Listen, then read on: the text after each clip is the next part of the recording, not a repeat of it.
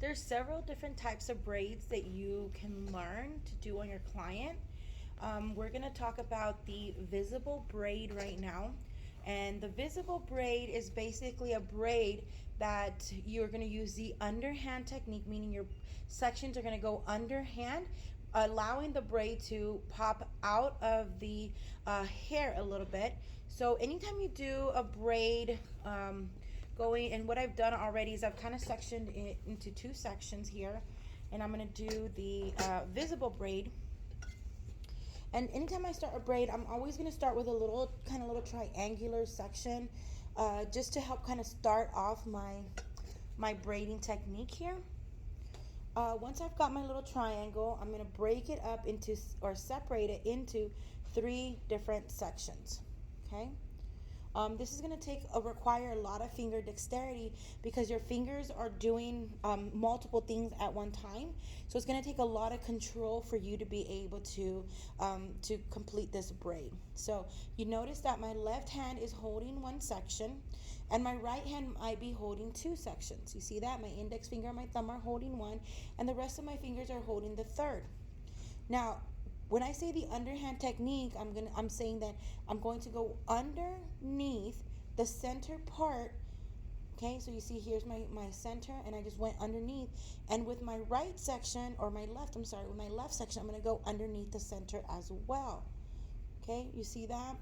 And so now I've kind of alternated where my strands are, but you see my fingers are still holding the strands. So you're always going to start on the outside sections and bring them in, or bring them under the center. So here's my right hand section is going to go first. It's going to go under the center. You want to make sure that you're holding the base nice and tight. So you see how my fingers kind of move into the base? Okay.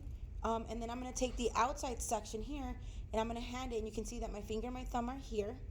So I'm going to hand it over to that while keeping my my new section. You want to make sure that you keep them separated. See that? So here's my next section coming under. I'm going to just pass it over to my left and pick up some hair. Now, it's okay if you let go of hair. You just want to make sure that you know where you're at and you don't want to get confused. Okay, so there's my first section. So I'm going to go ahead and combine that with my center because the hair that I just picked up is going to go with the hair that just went underneath. Okay, so here's my outside left, and it's going to go underneath the new center, right? I just added hair to the center. That's going to go underneath. So here's my left coming in underneath. You might need to just hold that base so that you don't lose hair as you pick up new hair. Okay, so you're going to pick up a new section of hair and add it to your center. See, here's my center. And even though I have both sections coming through my finger, they're still separated. So here's my center and here's my outside. And here's my new right. Okay, so you can see that. Here's my left, here's my center, and here's my right. So now my right is going to go underneath. Again, I'm going to hold the base, keeping it nice and tight, and pick up a new section. Okay, pick up a new section, so that becomes my center. I'm going to take my right and just kind of hold it for a second, and I'm going to take my left and go under my new center. So you see my center, there's my left, and I'm going to pick up some new hair for that. Now you can go as big with these sections of hair that you're picking up, or as little. The smaller that you go, the tighter the braid will be, and more than likely the smaller it's going to be.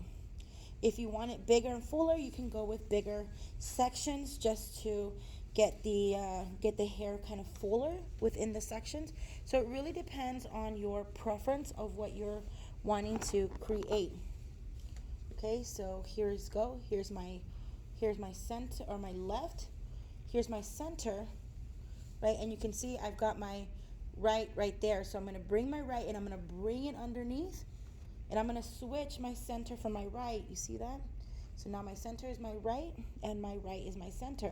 So everything's going to go underneath. So again, here comes the left underneath the center. So it's just going to take a lot of practice.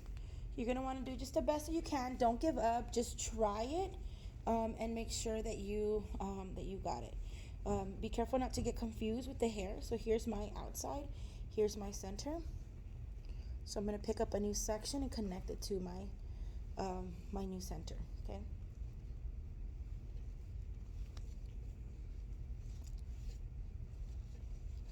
And you're going to work that way back. You might need to adjust your client's head as you start working your way back.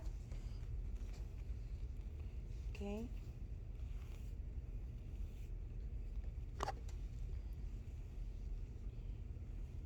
So every time you switch, so only in the first little triangle will you do just a couple of of just of the braid without adding hair. But once you get past that, that's just to secure it in. You're gonna just keep adding hair to that. Okay, so you're just gonna keep going and you're gonna just keep adding hair. Now it does get a little tricky right around that occipital bone area, just because she does have that kind of that nape that kind of goes in a little bit. So you don't want to you don't want to get too far off the scalp. So you want to keep that braid nice and tight as you're working, and that's gonna come from keeping that base nice and tight. Okay, so you're just gonna work your way down. You can take big sections, you can take small sections. That's gonna just determine the size of your braid. Okay, so now that we're getting down by the nape area, okay, I want you to be able to see I'm still picking up hair, and I'm still kind of keeping that hair close and tight to that scalp. So you gotta just keep it nice and tight to make sure that you don't lose your tension, especially in that little nape area.